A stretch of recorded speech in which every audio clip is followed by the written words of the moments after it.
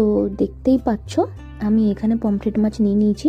Pomfret মাছগুলো কিন্তু বেশি বড়ও না আবার খুব ছোটও না, এরকম মাঝারি সাইজের পমফ্রেট মাছ নিয়েছি। আর তার উপরে আমি কাট লাগিয়ে দিয়েছি। কাটটা আমি এই জন্য লাগিয়েছি যাতে এর মধ্যে মশলাগুলো ভালো করে ঢোকে। তারপর এই মাছগুলোর উপরে এক এক করে আমি 1 চামচি এখানে নুন ছড়িয়ে নিলাম। এরপর 1 চামচির একটু কম হলুদ গুঁড়ো ছড়িয়ে নেবে। আর হলুদ গুঁড়ো ছড়ানোর পর এখানে একটু সামান্য পরিমাণে লাল লঙ্কার গুঁড়ো ছড়িয়ে নেবে। তারপর এই মশলাটা তো শুকনো আর মাছেরও জল ঝরে গেছে, ওই জন্য আমাদের এখানে একটু সামান্য তেল ব্যবহার করতে হবে। তো এখানে তোমরা সর্ষের তেলও ব্যবহার করতে পারো বা সাদা তেলও ব্যবহার করতে পারো, আমি সাদা তেল ব্যবহার করেছি।